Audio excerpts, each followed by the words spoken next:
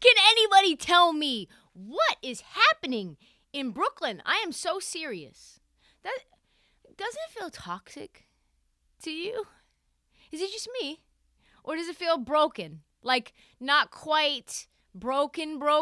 You know when you see like a crack in the glass and you're like, oh shit, that like I can't put wine in that. This is going to be a bad night if I try to put some Pinot in that motherfucker, baby. So, Nets GM Sean Marks just gave an interview to the press. Exit interview of the season. And boy, oh boy, does it feel like they are at a crossroads. Truthfully. I don't think I've ever seen an end-of-season interview like this, maybe ever. I guess maybe Steven Silas, but that was a different thing. That was just like pitiful, we suck, I don't know how we get out of this hole, like someone help us. This is like, yo, hard decisions coming down. You know they're hard, we know they're hard, and we know you're going to probably have to make the wrong decision because you have no other options. He talked about a few things that I wanted to point out. Because if you're not on sny.tv on the Twitter feed, you might have missed him and his accent going off about the state of affairs with the Nets. First and foremost, question time. Hey, Sean, are the Nets committed to Kyrie Irving long term? Chirp, chirp, chirp, chirp, chirp, chirp. According to Sean Marks, does not appear that the answer is an overwhelming yes. The answer is we'll see. We'll see. Here is what Sean Marks had to say from his own mouth.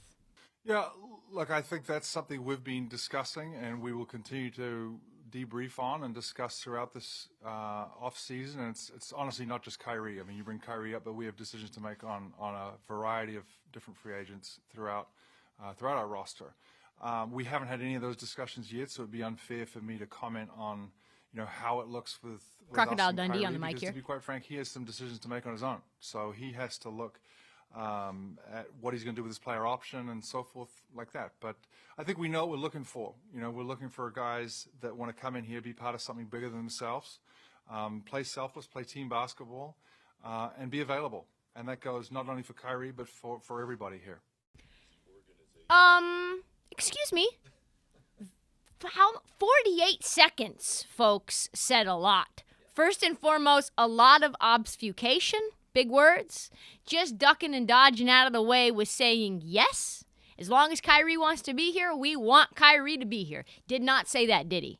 He also made sure to point out we're looking for guys that want to be a part of something bigger than themselves, not just in the world, Kyrie, within this basketball organization. This is very specific. We're not talking about you getting on Zoom calls with Cynthia Nixon. We're talking about this Nets organization right here, okay? Play team basketball and be available.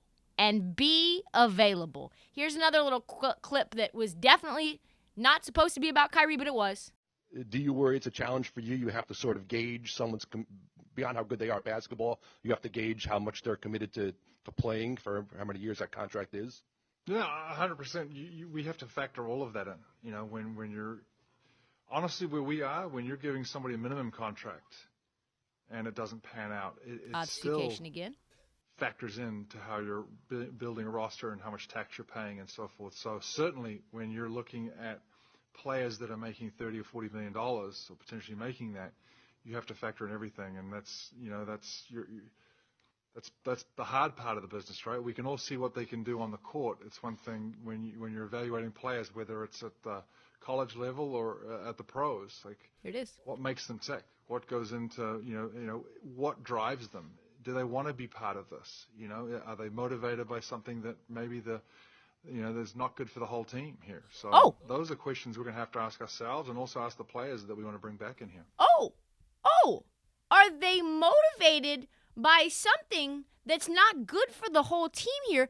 Do they want to be a part of this? Shots fired.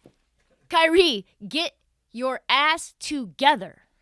And they're over a barrel. He can sign the player option if he chooses, as Sean Marks noted. But there's a lot of bad decisions, and pretty much all of them end with you signing Kyrie Irving to a 5-year deal right now. Like, they pretty much all end up there. Like you try to go the choose your own adventure and then you end up, when there's like the flow chart and you just end up at the same spot no matter what the flow is. Like whatever part of the flow chart you decide, it just ends up with signing Kyrie to a max. 5 years. You're going to do it now or you're going to do it a year from now. So you're even pushing the timeline out another year. Sheesh. Also, another thing that Sean Marks had to say, I couldn't find the clip, but it was a quote on the New York Post that also gave me a little perk up. They asked him about the culture, Sean Marks. What do you think he said? You think he said it was good? Did he think he said it was good? What do you think? Did we take a step back? Without a doubt. I can't do impressions. This culture is not what it used to be.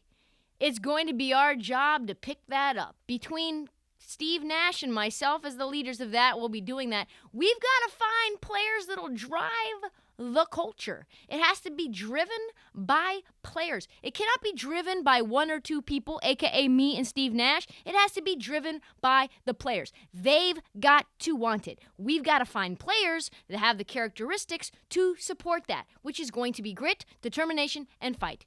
Folks, do they want to be part of this? Are they motivated by something that's not good for the team? We need to build a culture. Culture has taken a step back. Can't be driven by me and Steve. Needs to be driven by players. All of these things. Do you see where we're going? He also mentioned that because they have huge contracts on the books, that the roster will be, and I quote, a revolving door. Sir, let me ask you, truthfully, and I wish I was there, how do you build an elite culture if your roster is a revolving door? How do guys buy in to being a part of something greater than themselves if they don't even know how long they're going to be somewhere there for? We'll move on from this. So much to unpack. I also want to know what the fuck happened with James Harden.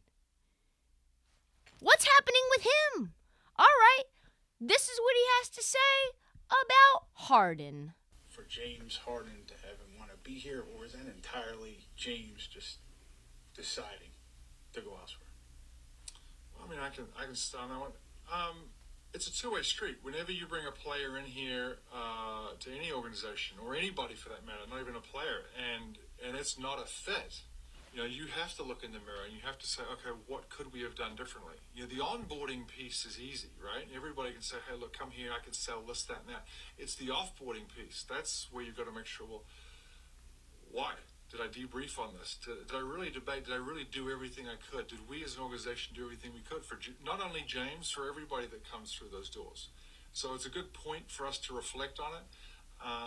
But again, gave up 2 picks for that reflection. Minds are made up, and James's mind is made up. I think it's also foolish to try and change their minds to that extent too. Like, if it's not a fit, and you're paying a guy $30+ million, and it doesn't work, you have to make a decision. And I think that's something that we did. We pivoted. You pivoted fast. You got rid of his ass, and Jesus Christ, oh my God. Are you seeing what I'm seeing here? Culture. Guys don't want to be here. What are we doing to cause guys to get turned off so much that they were just here and now they're forcing their way out? Then he told, I want to say The Athletic earlier, it's just a feeling. It's a feeling of when you know this is not working. When it's on the court, off the court, for a variety of different circumstances. I give James credit for telling us, being open, upfront, and honest. I don't want to be here anymore. This motherfucker Kyrie Irving is crazy. He won't get vaccinated. I have to play all the minutes. My fat ass is not in shape for this. The whole tenor of this presser was just like, we want to make people be here. James Harden didn't want to be here. Veiled jabs at Kyrie and, by the way, Ben Simmons, who isn't playing basketball and making $30 million. Lots of shots fired here. Team Honestly, to me, is a shit show. This is a shit show. I look back and I sit back in my seat and I'm trying to be as open-minded and as optimistic and as push and pee as I can. There's too many things going on. There's just too many things. Extra things that make it roadblocks for this team to win. And then now you need to figure out. You can pay Kyrie max contract. He's injury prone. We don't even talk about his walkabouts anymore. Like the walkabouts, just like an issue that just has fallen off the ledger because it's a COVID thing. Like, no, he took a leave of absence without asking the team and decided I'll come back whenever I want. He was not playing when the James Harden trade went down. He was going to his sister's birthday party, getting suspensions, not wearing masks. I love Kai. I love his game. I just want to say, for the record, I love Kyrie Irving. I'm a big Kyrie Irving fan, but God damn it, does he make it hard to be in his camp. And I know how bosses are. I know how employees and employer relationships go down. It doesn't take much for them to say, should we maybe go a different direction? I don't know. Doesn't matter how talented you are, but they'll say, like, you're a great talent on the floor, but all the off-the-court stuff, Kyrie, we just need to worry about, are you really committed to being here? This conversation's going to be uncomfortable. It's going to lead to Kyrie Irving getting the max, but I'm telling you, they're not happy about it. Drama, drama, drama, and I don't think they become, if you take a bet on the Nets, on them being a favorite to win the title again, after everything that went down, you're an idiot. That's all I have to say about that.